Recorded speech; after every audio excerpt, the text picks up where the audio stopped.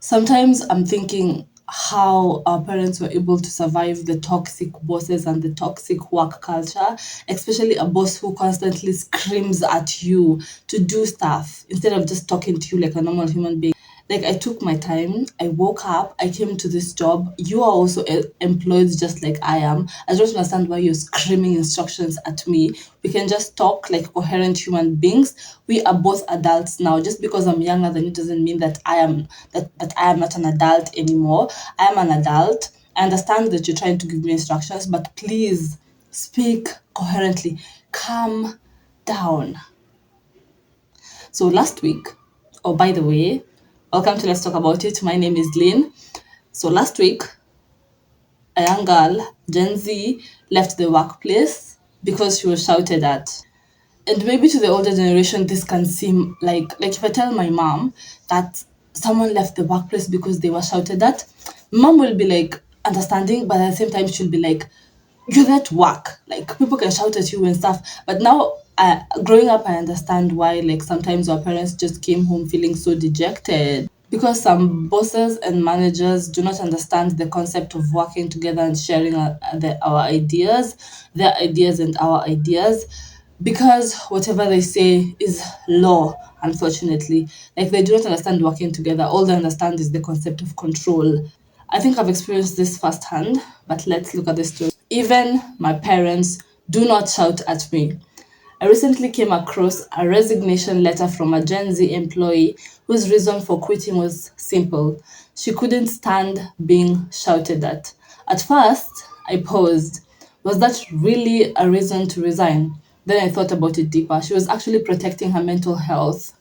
Props to her, by the way. In most workplaces, we talk about health and safety in terms of physical risks, fire, ergonomics, accidents. But how often do we factor in shouting, verbal aggression, or tone as risks to mental well being in our risk matrix? The truth is, it's now being considered, but it wasn't considered before. And so, before even people adjust to like understanding that shouting at someone is not a healthy way to actually solve problems in the workplace, it's going to take a while, to be honest. It reminded me of an office meeting I once attended at my home. A manager shouted at a colleague during discussions, and later, a psychologist seated next to me quietly said, "Is that how you normally conduct meetings?" I laughed and said, "We are used to it. We hear it with one ear and let it out through the other, and we shouldn't. Like, why are we being forced to accept someone's aggression towards us? Why are we letting people, like, someone comes from home with their own issues and they can be passive aggressive to, or whether not, or whether that's their character, whether we are used to them. Like, I do not care. Like, you do not have to shout at me, at your coworker, just to get the point across." She looked at me and said something that stuck. "Stop normalizing abnormal behavior. Your subconscious mind records every negative talk. It only waits to be triggered." She added, "Shouting is often a way of masking anxiety. So instead of dealing with your problems, you're letting me handle your problems by shouting at me." So next time you feel the urge to shout at your team because targets aren't met or timelines are slipping, pause and ask yourself, am I correcting performance or managing my own anxiety? Because the loudest room isn't always the most productive one. The loudest room isn't always the most productive one, and psychological safety is part of occupational safety. What's your take?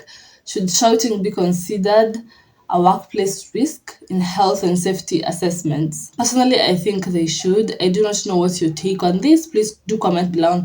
Do comment below what your take on this is. But I do think that shouting at people is so aggressive. Like, I've seen people who are shouted at that can take it very well, and they're like, "Oh, we're used to that." It's not good, but I've seen people who can like really like be fast about it and just like throw it under the bus. And then I've seen people who are like, they do not take it well at all. Like, this person just becomes sad all day. It affects their work productivity. Their output it's now getting worse. And then now this is day one. They shot at you day two. By the end of the year, you're just a shell of a person. You're just wondering, oh my God, when the hell will I get out of this place? When the hell will I get out of this workspace? And there's so many people like this. They're just not being called out even in the workplaces.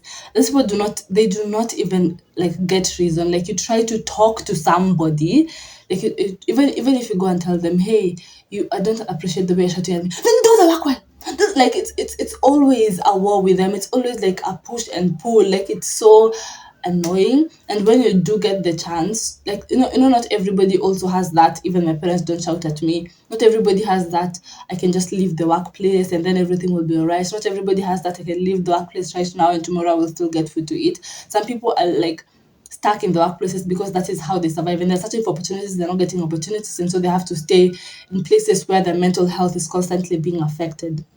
I do hope and pray that we all find our way out of these situations that we are not comfortable in. But the truth is, workspaces need to be better and workspaces need to do better, because some people cannot get opportunities elsewhere. And sometimes some of these managers know that and they take advantage of that.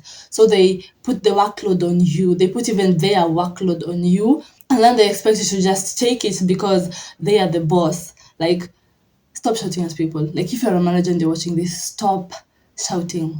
Just, and for me, the manager that I vibed with the best was the person who understood, please do not shout at me. Like, I like working well. I like when my work is organized. I just love doing work well because it's a representation of how you're representing God through your work. So I like working well. And so when I find someone shouting at me, and so when I find someone shouting at me for the work that I know I'm trying my best to do, it even hurts more.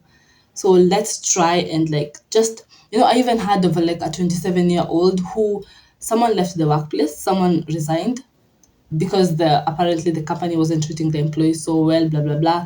And so this 27-year-old, this Gen Z, he took up the workload for this employee. So for a couple of months, say like 6 months, he was doing the workload for two people.